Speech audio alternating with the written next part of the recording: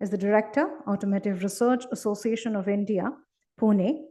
He has vast experience of more than 28 years in the field of engine and vehicle testing, emission studies, and ambient air quality. I would now like to invite to the dais Mr. Saravana Raja T is currently the Senior General Manager at Tata Motors and heading Engine Design and Development Team, and he has over 30 years of experience in engine designing and development. Ladies and gentlemen, inviting to the dais, Mrs. Sanjay Pandita is currently heading the gaseous fuels vertical of Reliance Jio-bp Mobility Limited. Gaseous fuel vertical includes biogas, hydrogen, CNG, LNG, and auto LPG, and has 24 years of experience. Inviting to join us on the dais, Mr. Jagavanta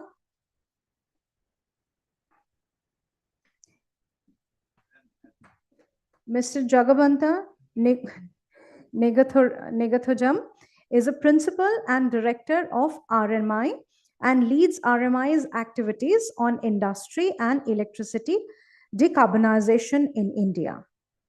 Mr. Ritwick Ghosh, I would like to invite him to the dais, is the manager in hydrogen program at NTPC, and he has been in NTPC for over 14 years and is an important contributor to the hydrogen energy transition. Would like to now invite on stage Mr. Anuraag. He is a manager hydrogen at ARAI India in the Sustainable Cities and Transport Program, and he is the moderator for this session.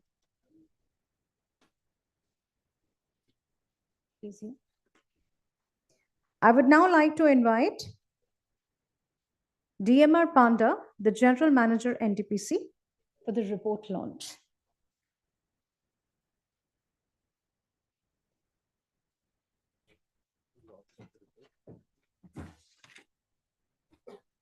And the author of the report is Mr. Lakshmanan D. Can I request also him to be on the stage?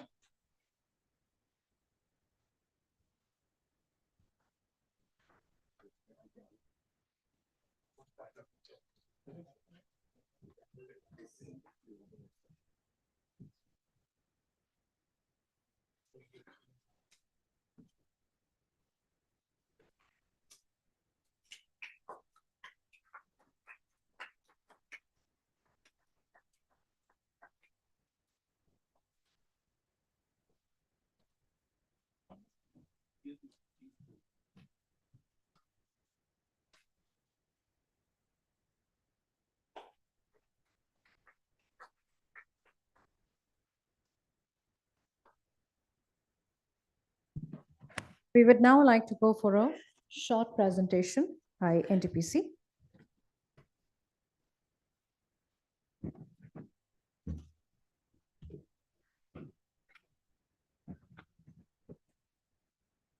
Thank you so much, and good afternoon to all. Today, green hydrogen is a most crucial energy source for our energy revolutions. And the transportation sector is an important and which cannot be avoided.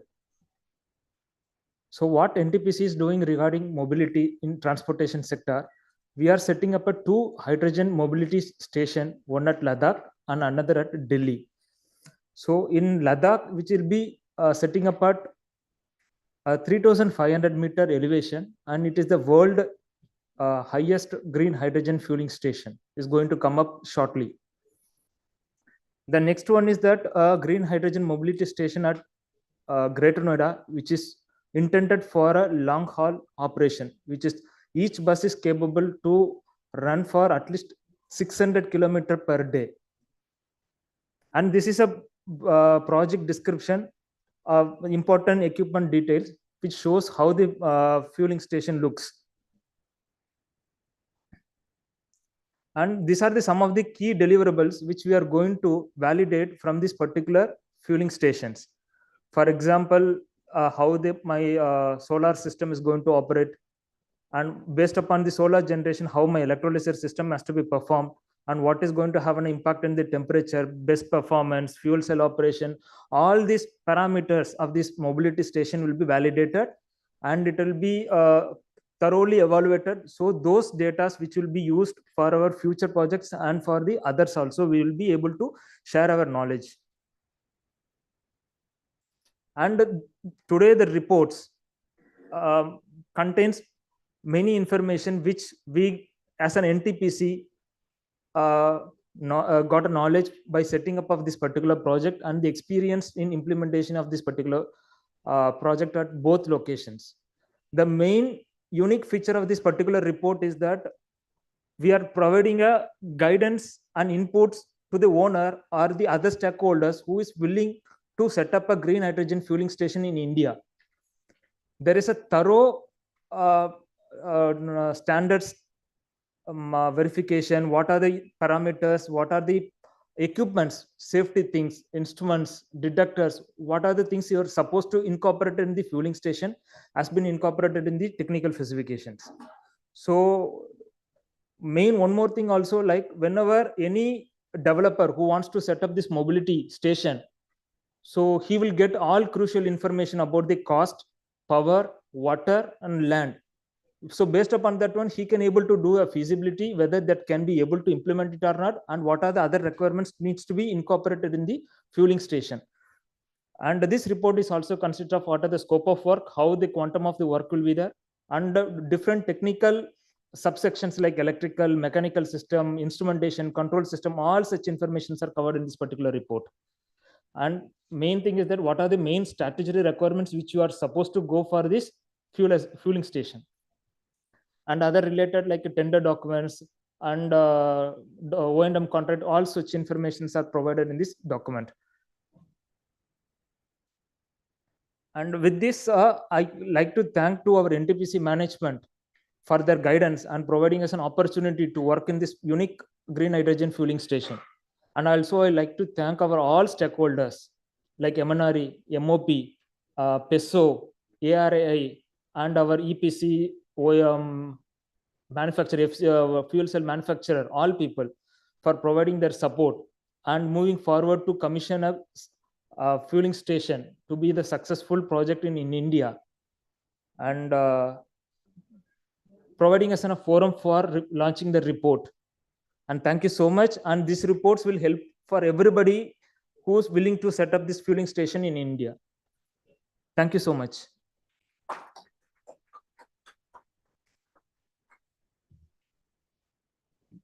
Thank you so much, sir. Now we are going to be starting the session on the future hydrogen-based fuel for transport sector, addressing cost, durability, and performance. And to moderate the entire session, I would request Mr. Anuraag Nallapaneni, the manager, WRI India, to take over. Thank you, sir. Thank you. So before we get started, we have two short presentations. If I may request Mr. Dr. Ritwick first. Also, sir, if I may ask if you can keep it under 10 minutes, please. Good afternoon, everyone. Thank you for this opportunity.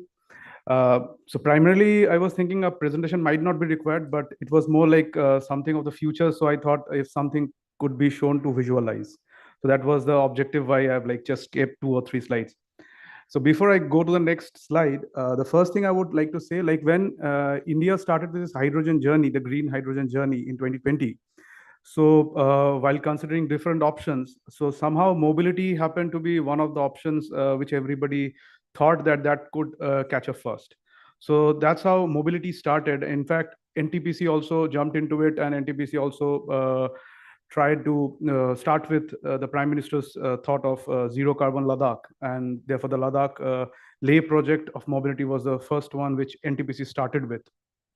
And subsequently, we also thought we also need in the mainland of India, so therefore the Delhi project was planned. So, but going ahead, we have found, so there was a lot of speculations on how this buses will be, how this things will be. But somehow we have seen that the performance of these buses, how the buses looks like, they have been very promising. We expected only 12 kilometers from the buses, but in the recently homologated one of 9-meter bus that we are going to use in Ladakh, which has also reached Ladakh right now.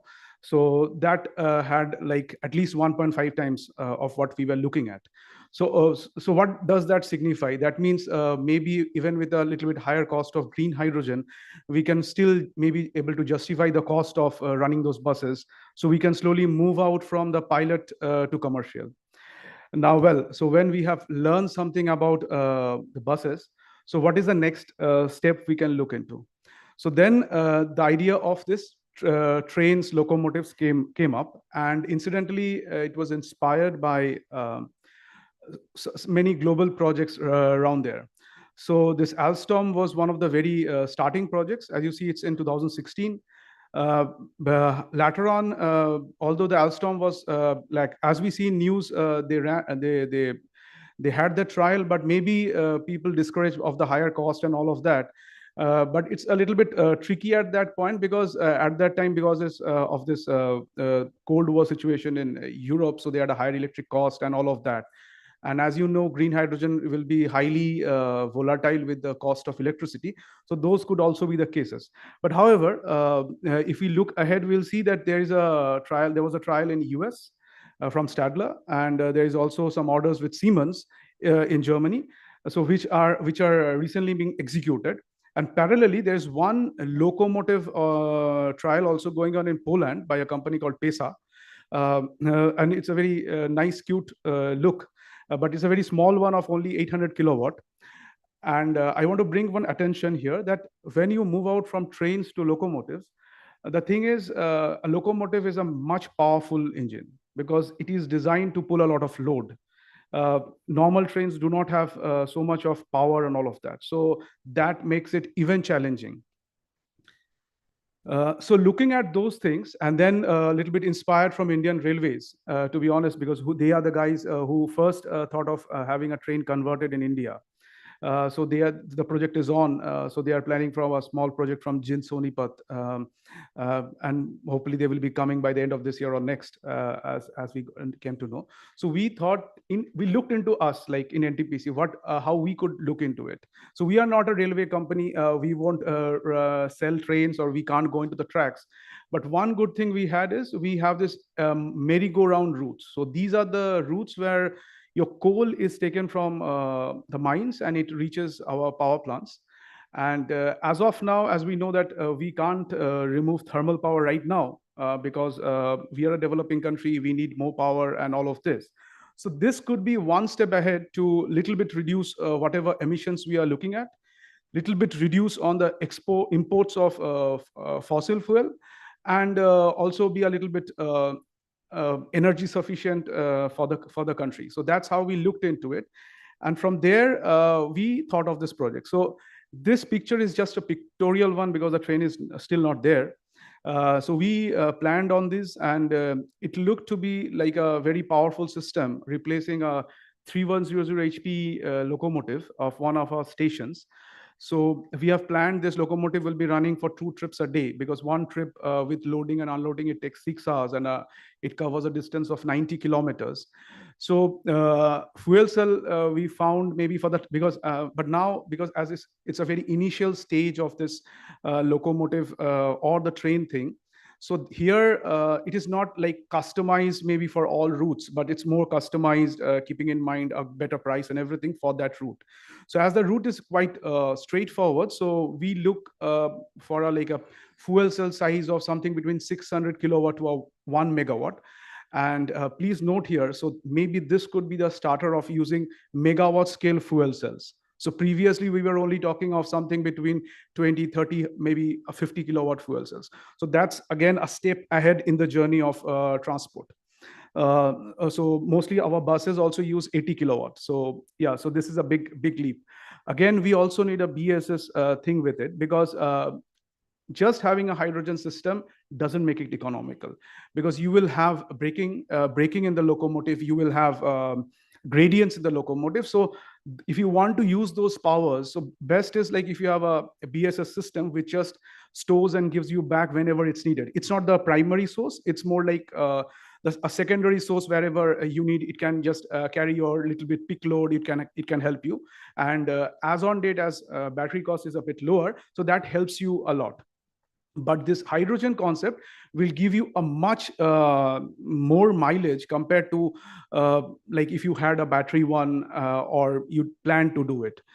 Anyways, so this is the idea with which we studied the track. We understood the partial engineering of it, and now this is also in tendering, and we have found that there's a lot of interest with our Indian bidders.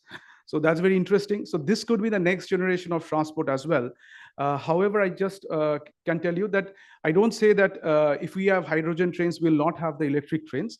I will also not say maybe we can directly stop diesel today, because all of them has their own sweet spots. So because when you have an electric system, you need those overhead lines. So that has a cost. So there is a margin where you can have that cost viable.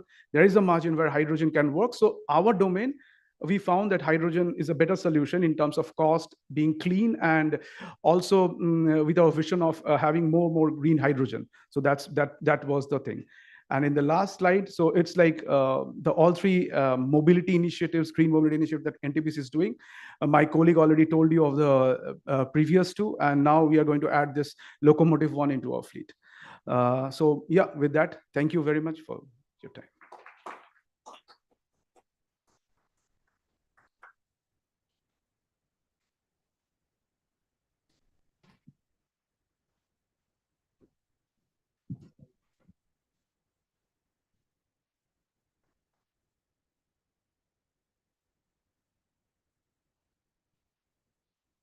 Can we have the next presentation on, please?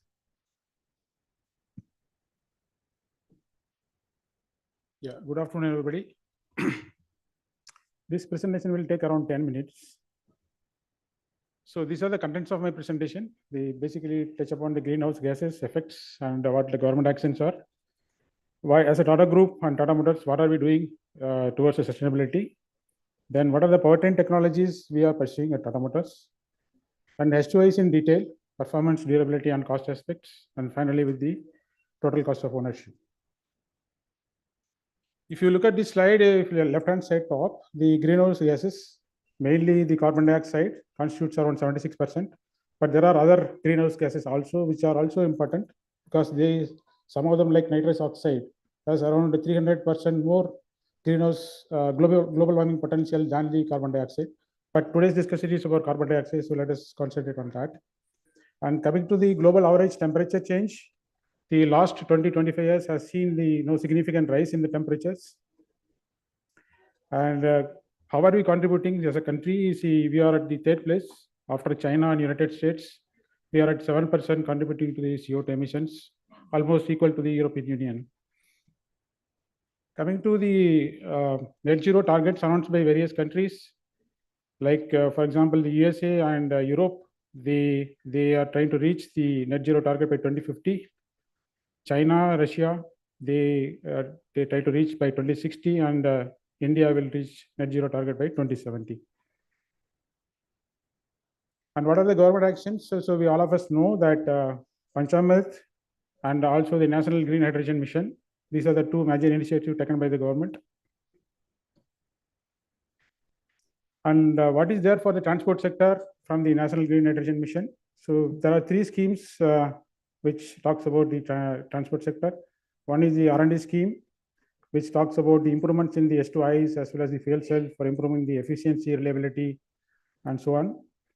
And the pilot projects, which is basically to run the vehicles with the H2Is or the fuel cells on the roads and compare it with the conventional fuels and see these benefits. And also there is a scheme available for the infrastructure development. As Tata Motors, we are participating in almost all the schemes. Coming to Tata Group strategy, so we have a project called Project Telangana, which means embrace in Sanskrit, embrace sustainability. As a Tata Group, our aspiration is to achieve the net zero by 2045. And all Tata Group companies are like committed to embed the sustainability into our business strategies by focusing on three interconnected pillars. If you see the left-hand side, net zero, basically to decarbonize our businesses and also the value chain. Circular economics, this is to basically to reduce the resource, reduce the waste, and also reuse.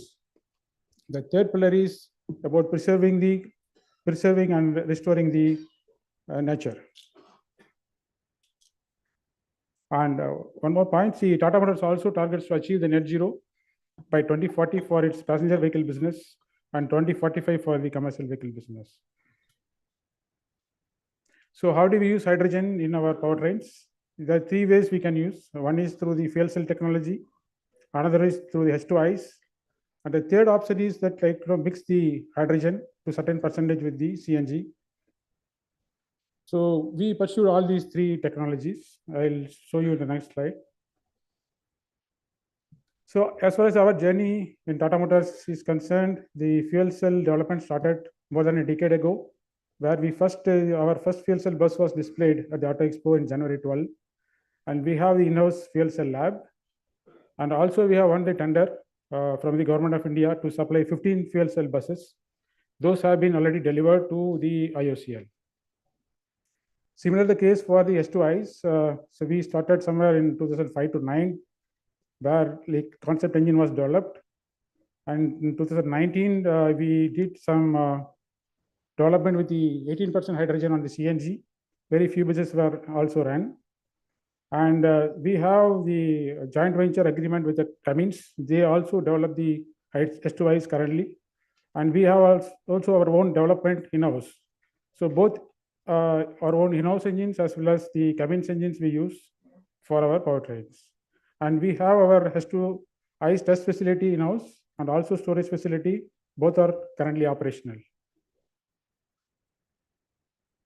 Coming a little bit details into the H2Is, see, ideally we think that when the hydrogen reacts with oxygen, we will get only water. But in reality, because the air contains the nitrogen, so the NOx is and also the additional output apart from the water. But this NOx can be contained if you look at the right-hand side slides. If the lambda is beyond 2, the NOx can be contained to a large extent. The NOx emission is very high between the 1 to 2 lambdas. And also if you look at the other issues with the hydrogen or the knocking and also the misfiring. So there is a sweet spot available between 2 to say 2.3, 2.4 lambda, where we can get a very low NOx and also achieve the high brake thermal efficiency. And also we can get the high BMEP, so that converts into the torque and power. One of the major challenges in the H2Is is the pre-ignitions, either it is early pre-ignition or late pre-ignition, and also the knocking. So the maximum power potential of the H2Is is limited by these combustion anomalies like knocking and the pre-ignition. And also if you use this port fuel injection system, then we have the chance of backfire into the intake manifold. This is also another challenge. So these are all caused by the hot spots inside the combustion chamber. For example, the ignition systems, the hot valves, engine oil droplets, the hot surfaces. So these are the reasons for the pre-ignition as well as the knocking. Coming to the various technologies what we use to convert these the diesel engine or the gasoline engine to H2Is. So there are various systems listed in this slide. If you look at the first one is the fuel system. So we have multiple technologies, either port fuel injection, low, medium pressure direct injection, or the high pressure direct injection. If you move from the left-hand side to right-hand side, so basically the power density increases. Also the efficiency, brake thermal efficiency also improves. The transient response also improves, but it comes from with the problems of challenges of NOx and knocking. Also, when we move from the left-hand side to right-hand side, the cost of the systems also increases. Another challenging thing is the boosting system, where we need a very high flow and high pressure turbochargers with sufficient surge margins as well as the speed margins. That may not be possible by the single wastegate turbochargers. So we can either use a single stage VGT or two-stage turbochargers or the E-turbochargers, which is independent of the exhaust enthalpy available with the engine.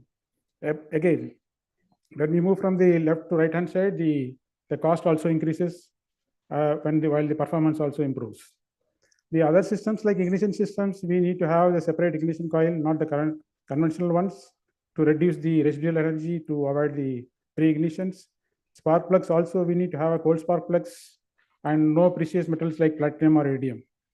This is again to avoid the pre-ignitions.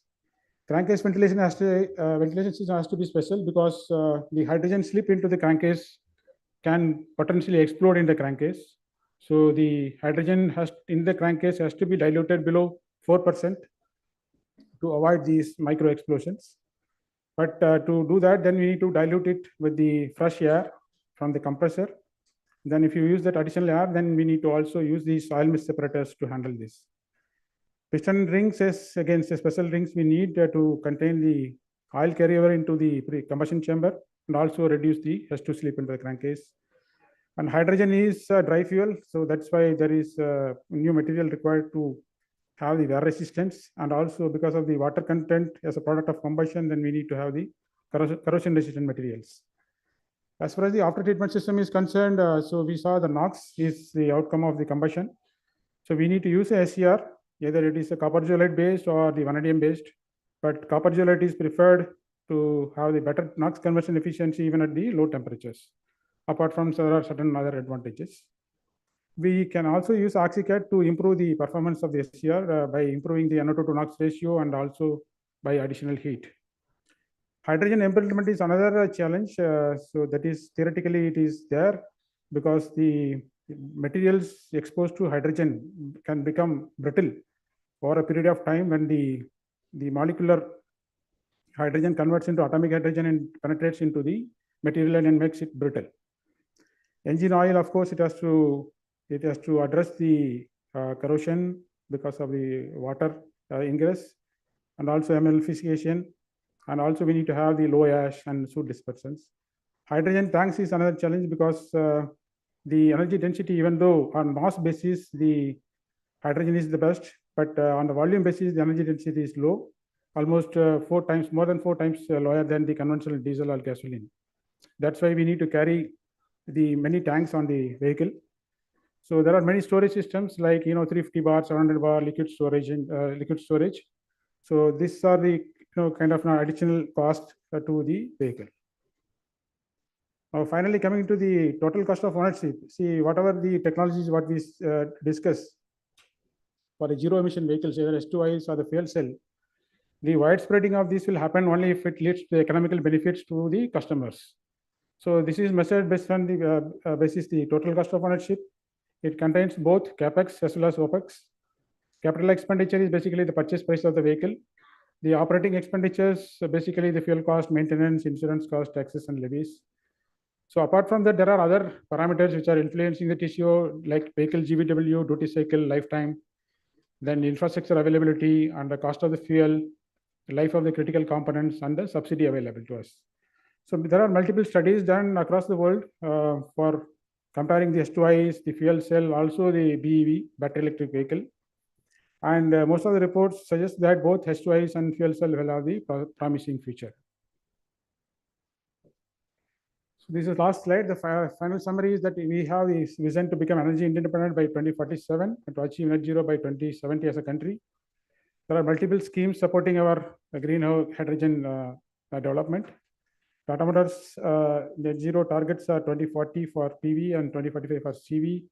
And our group target is to reach net zero by 2045. So as a Tata Motors, we are pursuing all the technologies, S2Is, fuel cell, and also the battery electric. Hydrogen technologies are evolving towards better performance, cost effectiveness, and reliability and durability. So what we believe is a technology neutral mixed scenario is likely to be the fastest, cost effective, and low risk path towards the carbon neutrality. Thank you. Thank you, Mr. Raja. Thank you, Dr. Ritwick, as well for the presentation. So if it's not become very clear and evident yet, we are looking at hydrogen as a fuel for transport.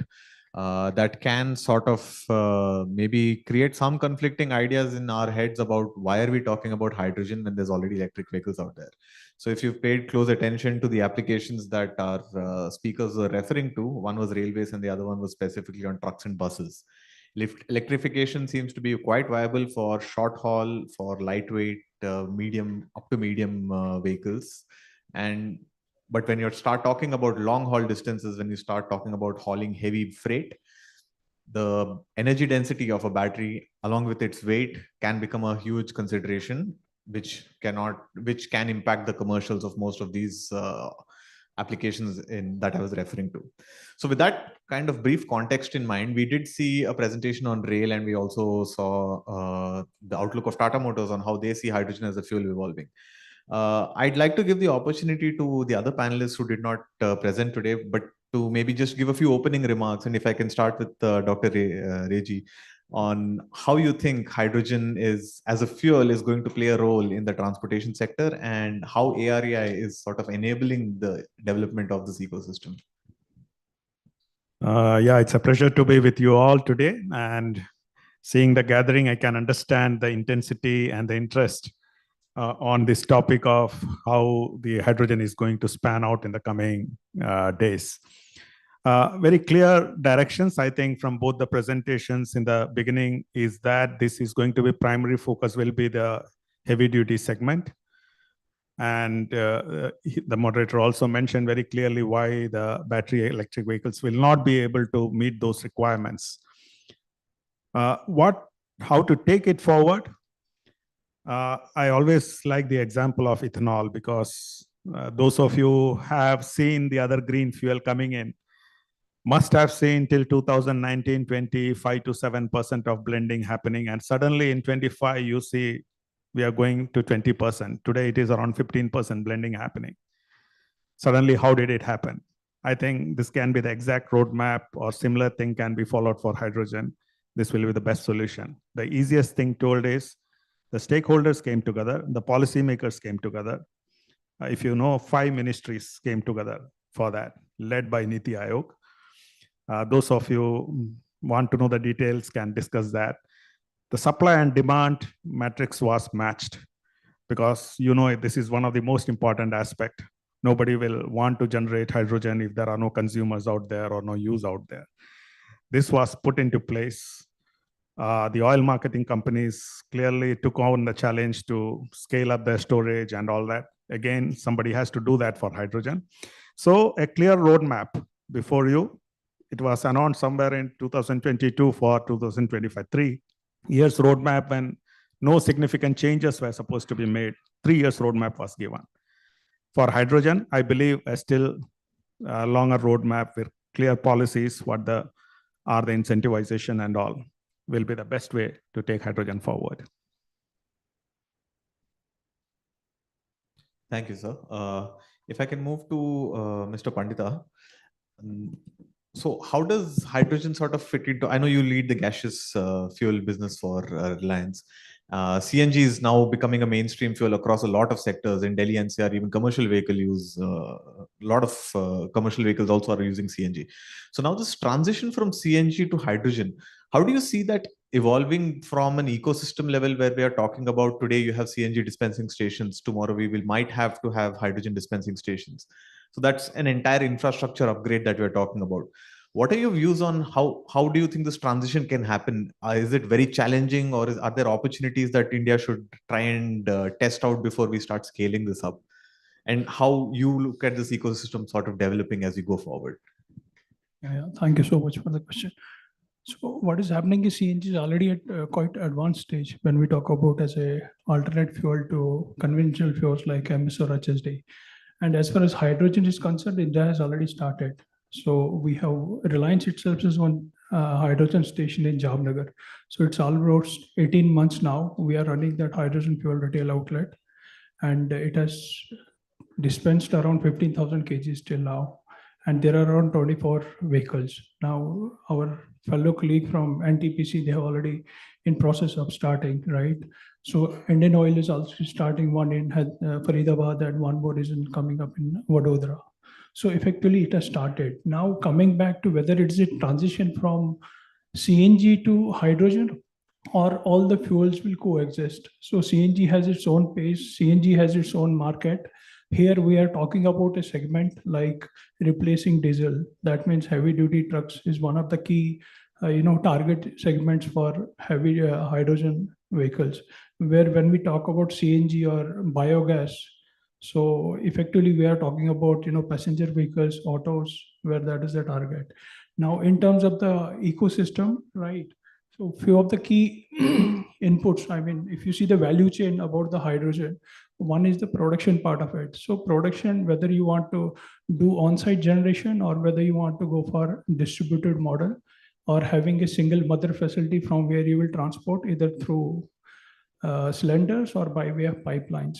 Second is the distribution. As I told you, there are multiple ways. One is the transportation part of it by way of carbon fiber, that is type 3, type 4 cylinders. And now I also saw type 5 cylinders we are talking about. Then second method is through the pipeline part of it, or unless you convert the gaseous into the liquid and then transport through the liquid carriers, that's also feasible. Then is the distribution and network planning for developing the hydrogen itself, hydrogen station. So there are multiple factors like land development, power availability. One of the critical part in the entire process of green hydrogen is the renewable power, right? So availability of renewable power throughout and the cost of the renewable power. So that is one of the critical components. Second is it is a capex heavy industry. Just to give the context, I mean, the capacity is what we are talking about, 200 kg or 300 kg of hydrogen. The cost to build will be equivalent to setting up 10 to 12 CNG stations. That is what we are talking about right now. So the challenge for us is not only in terms of the capex, but also the value engineering, how we are going to bring down the cost in the entire value chain, whether it is transportation, that is the cylinders, whether it is the electrolysis process or biomass process by which you are going to generate the hydrogen, or whether it is hydrogen refueling station itself. So that is the challenge for us. Second is the skill set, what is required to maintain or to develop these assets.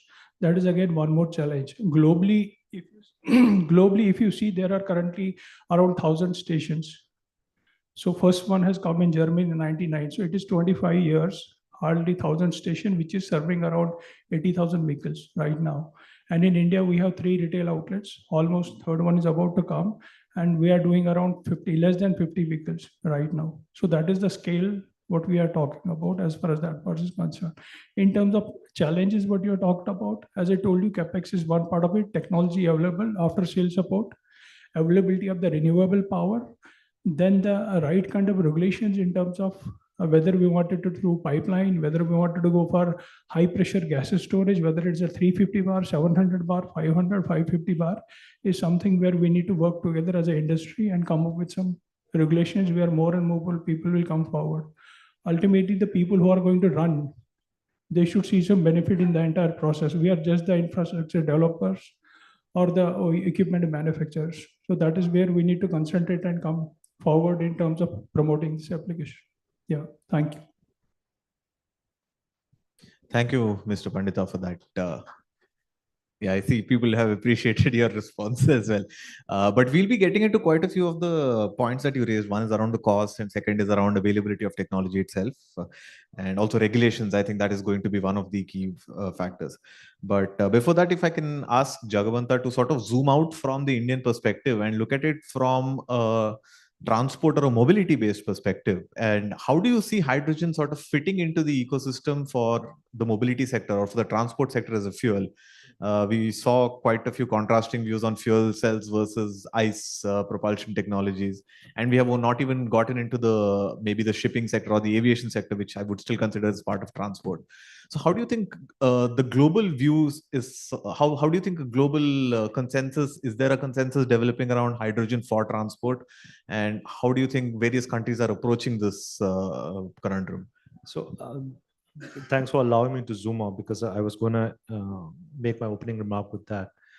I think that it's a competitive space still. There are folks who would want to see the role of electrification and batteries as a more prominent, where folks depending whether you call it lobbying or whether you call it from the objective, there is a bit of a hydrogen lens as well. My view, and to a large degree, an objective view is when you zoom out, you have to decide why you're pushing for this transition towards hydrogen, and is there an alternate? And if there's an alternate, because the thing, especially when it comes to use cases where you are trying to reuse hydrogen as a fuel back in, there is a transformation cost you incur, and which is substantial in case of hydrogen, right? So if you look at it, if you look at transport, that's essentially where the lens, I think I agree with most of the presenters on the different technical challenges, opportunities that has been highlighted.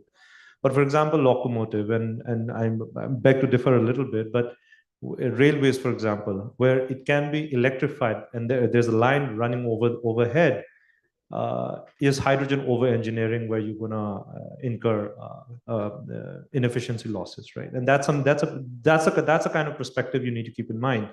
But when it comes to the role of hydrogen in transport, road transport rather, and I want to narrow it a little bit for right now, there is a bit of a consensus as we are discussing that battery electric vehicle is ultimately winning out because of cost declines, mass productions, economy of scale emerging on most passenger and lower distance freight transportation. And clearly it is going to undergo significant cost decline because the battery prices are continuing to drop, right? And before, it will be a while before even hydrogen could come think about competing, because the hydrogen price decline is not happening as fast. We're just at the beginning of the technology processes. But when it comes to long haul freight, as the gentleman on stage have said, once you cross a certain threshold of distance and loading, battery, because of its inherent density, starts becoming uncompetitive. It becomes a load on its own. Because, and the second point is the way in which you need to use these long haul freights is how frequent how quick a turnaround you need. How faster refueling you need, batteries you need to, unless you are swapping, again, the cost economics of swapping aside, you essentially are looking at charging times upwards in hours while you're looking at refueling times in minutes, right? So there are those considerations when it comes to the role for hydrogen in heavy duty trucking. Even buses, I would say, if you look at the distance travel, it won't make sense unless it's interstate or something like that in India. So you need to be quite careful about where it makes sense. That's also a policy consideration. One thing is to build a market for hydrogen. The other thing is to keep the lens that hydrogen is meant for decarbonization of hard-to-abate sector. And you miss that, you are just creating a market for commercial reason, wherever it's coming from. You miss the reason for use of hydrogen for decarbonization. But when you allow, and zooming out again, you mentioned aviation, you mentioned shipping. So again, this is where the can you electrify, can you not electrify question starts coming in. For anything that is long haul, you need a molecule that is a carrier. And for shipping, if shipping truly has to be decarbonized, you need green ammonia. Funnily, you're talking about hydrogen trading. You're right now trading and pushing these molecules on ships that are powered by diesel. The dichotomy sets in terms of the use case of green ammonia for decarbonization. So in an ideal world, you should be using ammonia for bunkering fuel so that you are also able to carry that ammonia for green hydrogen trade. There is definite room, and I think which molecule, whether it's methanol or ammonia, that's a question, and there's going to be a technology improvement out there. But whether a hydrogen as a base energy carrying molecule that goes into the shipping industry, that I think there's a bit of a consensus. How fast that's going to happen, that's something to be decided. Aviation is a little bit of a unknown here. I think there is question on technology. I know that biofuel plays a lot on the SAF argument. I don't understand SAF that much to comment deeper. But I know that the verdict is out there on which is the technology choice for aviation decarbonization. Thanks, Jagumanta. So if I can just now go back to the two presenters that we had today. Dr. Ritwick, you mentioned a fuel cell based propulsion system, whereas Mr. Raja was talking about an ICE-based propulsion. At the end of the day, you're talking about creating energy for traction power. In one case, you're driving a wheel. In the other case, it's a wheel on a rail. So what was the consideration to choose a fuel cell propulsion over an ICE propulsion? And the same question to you is, what was the reason that you are looking at ICE propulsion rather than fuel cell propulsion? ICE is internal combustion engine. So H2 ICE would be burning hydrogen inside an engine instead of petrol or diesel. And fuel cell is obviously it's a fuel cell powered vehicle, yes.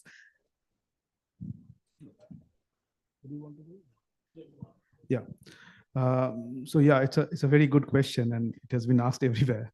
Yeah. So the thing is, if you think hydrogen right now, so on one side is the cost of green hydrogen, which is at least 5 times higher than normal hydrogen as well. And you are thinking of pilots, and the next phase is how to commercialize this.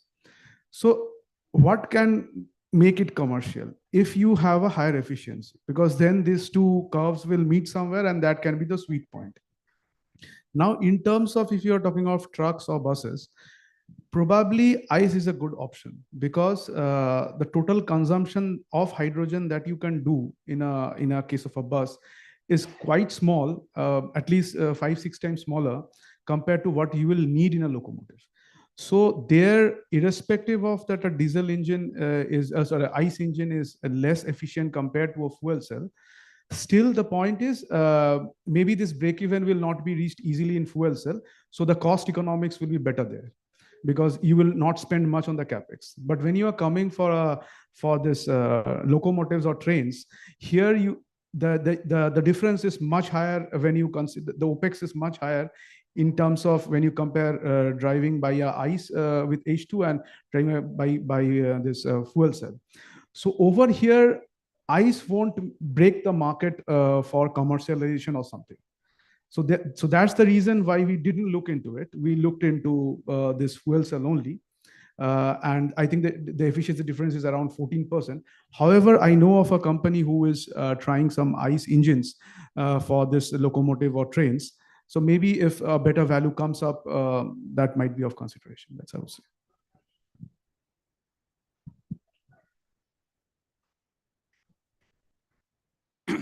Yeah. So coming to the trucks and buses, see, our idea is to completely decarbonize. No? So that is the aim, right? So the hydrogen can be used both in fuel cell as well as in the S2Is. Fuel cell currently, see, there are some differences between the fuel cell and the S2Is. If you see efficiency point of view, the fuel cell is better. Okay, and fuel cell is better in the part load applications, not at the full load. At the full load, efficiency is around 50%, and the part loads is around 60% today. If you look at the S2Is, we can go best up to 40, 43, 44% today. But like I mentioned, if you go to high pressure DI applications, like if you use that, then we can also go to 47, 48% efficiency. That is how the efficiency compares. But the other aspect is the fuel cell uses some PGM materials like platinum and all that in these membranes. So it is, again, it's costly compared to the S2Is currently. And also the manufacturing methods, supply chain, if you look at the S2Is, right? In S2Is, we burn the hydrogen, right? Then the remaining part of the cylinder block, head block, everything remains more or less the same, except some systems, what I mentioned there. So if you look at from the cost perspective, S2Is is much economical than the fuel cell. And also the another aspect is the hydrogen purity required for the fuel cell is 99.995%. So which also adds to the cost. Whereas in the S2Is, you can use say 97-98%. So it doesn't harm. Okay, so these are the differences. Then that's why we also pursue the S2Is. Well, in the long run, maybe fuel cell, the cost comes down maybe after say 5 years or 10 years. And then maybe fuel cell will be better. But in the meanwhile, the S2Is is kind of a bridging technology till the time this hydrogen ecosystem develops. So the jury is still out. We are still not sure if it's going to be fuel cells or H2Is. But that actually brings me back to Dr. Mathai. ARAI has sort of this role where you test out most of these vehicle platforms before they come onto the road and before consumers start adopting them.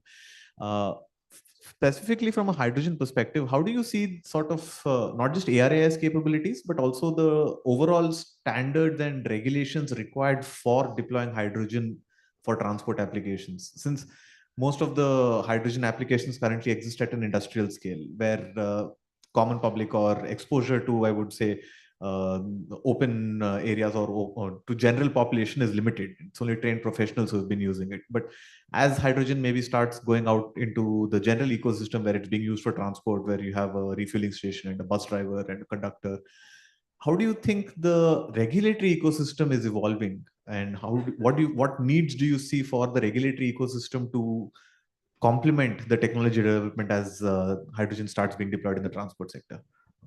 Yeah, whenever a new fuel is introduced, especially something that has not been handled, always these alarm bells are put up.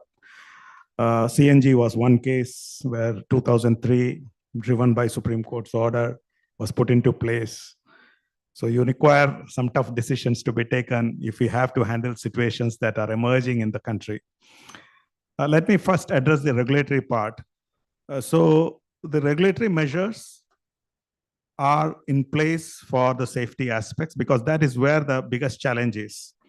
The ecosystem has got multiple stages, I can say, from the production, the transportation, dispensing, and finally in the application in the vehicles. So we look after the vehicle application part, while I think PESO looks after the production part and the storage cylinders part. So there are multiple regulations in place already for hydrogen. Yes, many pilots have already been done. Indian Oil R&D had its dispensing unit way back in 2005. So they have been dispensing hydrogen over there. In NICE, in Gurgaon also, somewhere in 2010 or 11, we have a hydrogen dispensing unit. Now there are quite a few at Reliance and others also. Tata Motors also have got one dispensing unit. So people are slowly started using it and getting used to it. So the regulatory part over there is very much clear. Although there are a few more deliberation happening, how to proliferate it much faster, because space is very less. Can it coexist with some other dispensing units? Does it require a separate altogether space? So what space is needed? All that is under discussion with PESO and the regulatory bodies. That's the first part of it.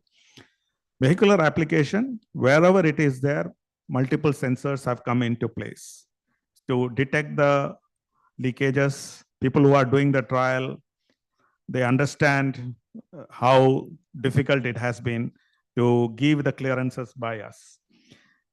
There is a AIS automotive industry standard called 157. It lists all the regulations needed. I can say it links to many other regulations that are applicable both for batteries, because batteries are also over there. So it's a real complex regulatory measure. Those who have done it understand the complexity of it. Most of them currently refers to the European or ISO standards testing methods. Many of these testing methods are slowly being put up in the country. We are putting up a cylinder test facility. We are also putting up testing facilities for components being used in hydrogen vehicles. So I can say that on that level, the regulatory measures are very much in place. The others have to be disseminated. This knowledge has to be disseminated much faster and in much robust way for the people to get the comfort. So that is what regarding the regulatory measures are as of now. Yeah. Thank you, Saru, for that. It's good to know that ARAI is actually stepping up and putting down infrastructure for testing these. Yeah, and also for the vehicular testing, because there are changes, just like the vehicle they mentioned about the changes that they are being doing, both at the engines level testing and on the chassis level testing, the vehicular level testings. A lot of additions have to be brought in to ensure the leakages doesn't happen. The emission equipment is compatible with some hydrogen bypassing the emission that is happening. So those things are also, the upgrades are also being taken care of. And I think the MNRE's 200 crores infrastructure or testing infra funding support will come in a big way in augmenting those facilities. Thank you.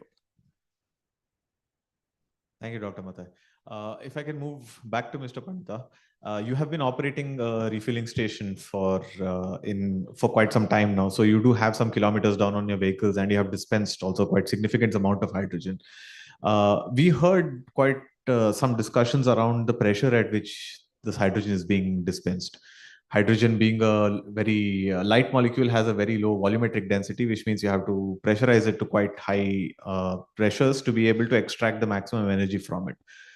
From that perspective, how do you see the challenges around moving from CNG, which currently is at about 30 to 50 bar, all the way to 300 bar right now for hydrogen and trucking applications, and 350 bar for trucking maybe, and even up to 700 when you're looking at four-wheeler applications. Are there any sort of challenges that you saw, or any sort of learnings that you got from this system that you had deployed, which you feel the ecosystem can benefit from knowing as well? And also maybe around the components required for these systems that you see, is there sort of a lack of those components within the domestic ecosystem, or there are developers or there are manufacturers just not focused enough to build these type of components yet? Yeah. So in terms of challenges, so first challenge, not in terms of the operation, I will start with the design basis itself. Right. When we started, there were no regulations in country that time. So we were just struggling which one to follow. There are multiple, like Europeans follow ISO, then Canadian follow Compressed Gas Association standards, then there is US, they follow NFPA, National Fire Protection. So we had studies all of them, and finally we zeroed down to NFPA because it was very much in line with as far as the safety and the integrity of the entire station is concerned. So that is where we started, and that was the biggest challenge. It took us some time to come to a conclusion, and finally engagement with the PESO. That was equally challenging, and as well as learning in terms of why we are doing what we are supposed to do. And finally, basis the multiple discussions, they also supported in a very big way in terms of why we should go ahead with this. And that was one of the key learnings as far as the design basis itself is concerned. Now, second was the finding the right kind of partners. If you see the ecosystem compared to CNG or bio-CNG or LNG, hydrogen, you hardly have any vendors in India currently right now, because it's a high pressure business. Since there is no demand, there is no reason why any vendor should be here. I mean, for the basic thing like compressor also, you have to be dependent on foreign players. There was no player who is manufacturing high pressure compressor for mobility application. That was the biggest challenge. And if you see the ecosystem compared to CNG, one of the things it requires is chilling. Because of the reverse Thomson-Joule effect, you need to cool the hydrogen to minus 40 degrees and finally dispense to the vehicle. Otherwise, there's a chance of incidents. So that is the only difference with compared to the CNG business. So in the entire value chain, that is the only change. Second is CNG, you dispense a 200 bar. Maximum you can store up to 240. And then in case of hydrogen, because of one of the major drawback is the energy density is very high, but the storage density is very low compared to even CNG. So because of which you need to have the storage, high pressure storage, so that you can transport and you can dispense more gas molecules in the system. So that is only the difference when it comes to the CNG versus hydrogen part of it. So in terms of the operations, so we have 5 cascades. That is type 3 and type 4 cylinders. They are carbon fiber cylinders, and the station is designed to dispense at 350 bar. However, right now we have limited it to 290, 300 bar. And intent is that we are not moving this. It is based on the pilot study what we are doing. We are not moving these vehicles for some full load basis from one city to another. It is for a defined area where we are doing on a partial load basis. And that is how we are working on this. In terms of the operations, we don't foresee any major issues. We are just following the safety procedures, what has been designed within system through the help of the consultants. And hydrogen per se for the mobility application, while it may be new, but if you see in country like India, already more than 6 million ton of hydrogen is being used for captive demand, whether it's petrochemical plants, whether it's refineries. There are 17 or 18 chloroalkali plants. They just burn out as a byproduct If there is no demand, they just simply burn out. So there is a skill set available in the market in terms of the handling of the hydrogen, though that is a 200 bar pressure only right now. So that is one of the applications where hydrogen is already being used in country. Yeah, thank you. Thank you, Mr. Pandita. And the last question, if I can go back to Jagvanta. Electric vehicles have their own policy around them, FAME, essentially. I think they're now in the second phase is concluded. I think the third phase is going to come out soon. It's very focused on electric vehicles. The National Hydrogen Mission as well looks at green hydrogen, correct, but primarily from an industrial perspective. Transport is sort of an add-on over there. Do you think the ecosystem or to accelerate the hydrogen adoption in the transport sector, it needs its own dedicated mission or dedicated policy? Or do you think just learnings through maybe something like the National Hydrogen Mission and then the FAME policy as well enables us to sort of naturally start adopting hydrogen vehicle adoption? So I'm going to defer to the latter. And the reason is, as many of the gentlemen have pointed out, lack of options in the market. Technology is on, I would say, I won't call it premature, but definitely on the higher cost when it comes to cost curve downtrends. FAME was timely to capitalize on an exponential decline that battery and BEV is starting to put this thing. With hydrogen, I think there's a tremendous room for, at least with FCEV, hydrogen ICE is a different argument. I think we can make that argument for hydrogen ICE, but I think it can be packaged within the mission more than a separate transport related activity. My sense is I think there's a significant price decline that is still required for FCV to make sense. You need to make that happen.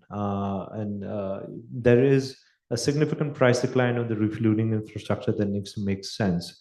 You need to make that happen. With BEV, you didn't need to build too much of an addition. You did not need to expand the grid tremendously. Not yet. I mean, the verdict is out. If the volume increases, of course, there could be a grid expansion question, but you need to put up charging stations, that's it. With hydrogen, you need to build out a whole infrastructure, which is not there yet. So it's a bit of a chicken and egg, whether a duplication of FAME-like incentivizing scheme would be successful. I have my doubt at this point.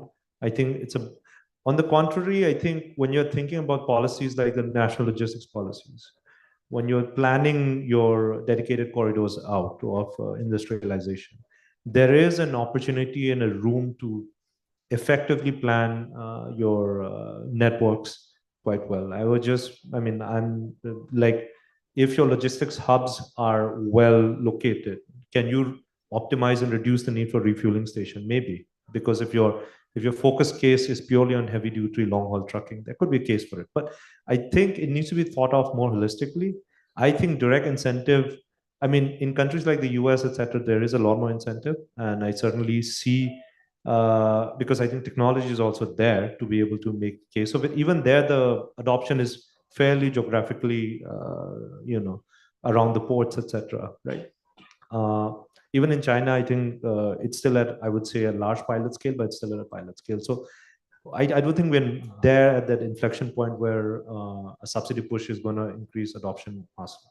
Not there yet, I think. Okay. Thank you. Thank you to all the speakers. I think Anuraag, yes, wanted please. to add, so one thing is very important for all of us to understand why hydrogen or why green hydrogen right now. If you talk about the Indian context, what is happening? So India is the third largest CO2 emitter producer in the world, right? It is around 2.8 gigaton. After China, US, India is the third largest. So what is the outcome of this CO2 highest producer is, if you see from last 20 years or 15, 20 years, India is the worst hit country when it comes to the floods and droughts.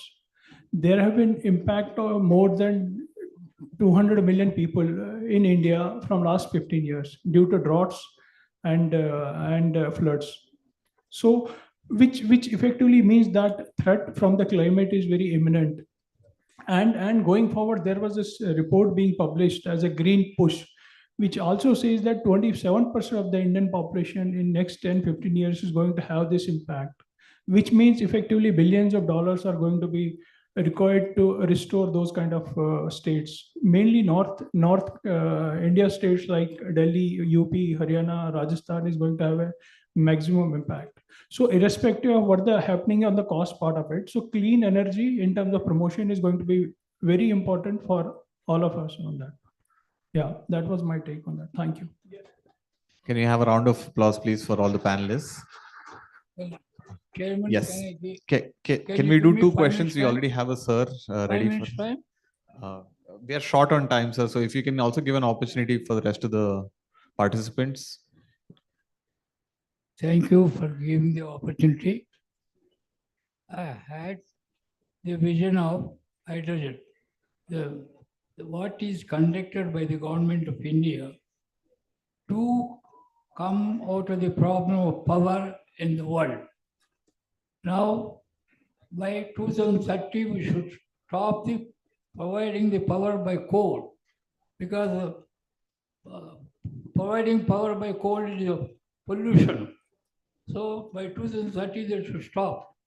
And by 2040, unless you provide the power, pollutionless power, the world is going to suffer totally, not only India, all over the world, the problem comes like COVID. I want to request you, it is a time for the India, what we are doing the research at, by giving in Andhra Pradesh, they are supplying the green hydrogen by one company. That is rocket fuel in sea headquarters. And they are doing the research. They are sending only 50% the amount of what is the other world is providing to America, Russia. They're spending more than 50% more than our country. And what we are providing power by the research from there, and it is a model for our nation. We can do, and one company doing in the country, for your kind information, Andhra Service Limited is supplying rocket fuel from 20 years. And they are spending only 50% then compared with the other part of the countries. Sure, sir. I would request you, it is the future power. Definitely, Unless sir. it is done, don't think about it. It is not possible. It is possible. German government is trying to come out of the problem. I'm a board member also in German government, and also I'm contracted in Canada. And now Canada has started. Thank you for your Thank you for your intervention, sir. Can we just take, sir? There's a lot of other people. Excuse me, sir. There's a lot of other people who want to. Kindly do whatever possible in the hydrogen power, which is the most important in the world. Sure. Thank you for your intervention, sir. I am doing research. Can we have one last question, please? There was a hand up over there. Good evening to the panel. This is the best panel you could have asked for. So my question is, since we have a mix of industrial and the consultancy bodies here, so what is your need from the academia-based research in terms of the industries and the consulting bodies? What do you expect from academias in terms of 3 fronts: social, economic, and technical?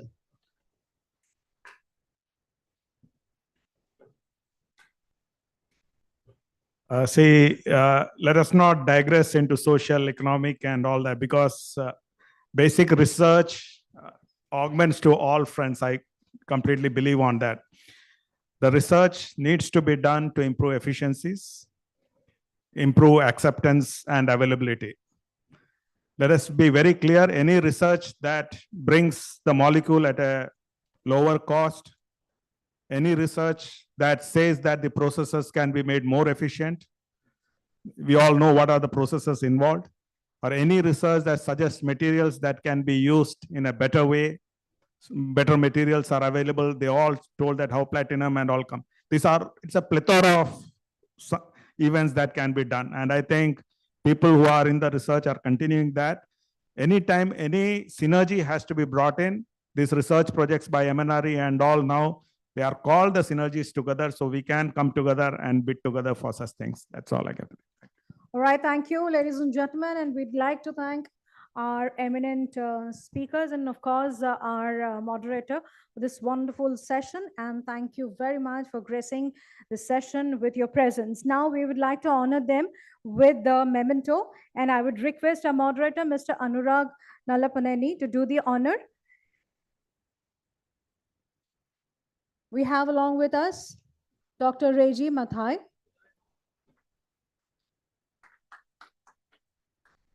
Mr. Saravana Rajati,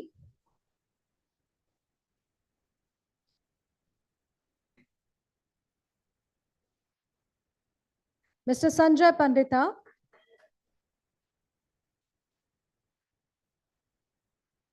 Mr. Jagabanta N,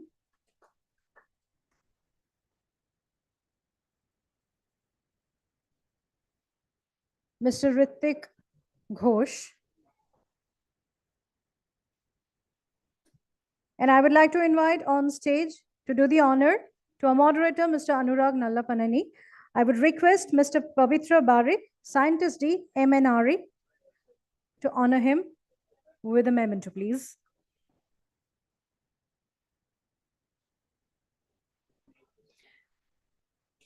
I would request our eminent panel of speakers to please come forward for a photo opportunity.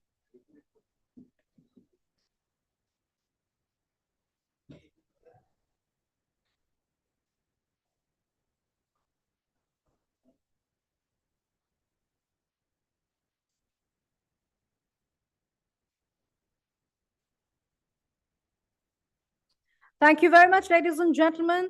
The session, the future hydrogen-based fuel for transport sector addressing cost, durability, and performance was indeed an excellent one. Thank you very much for your presence.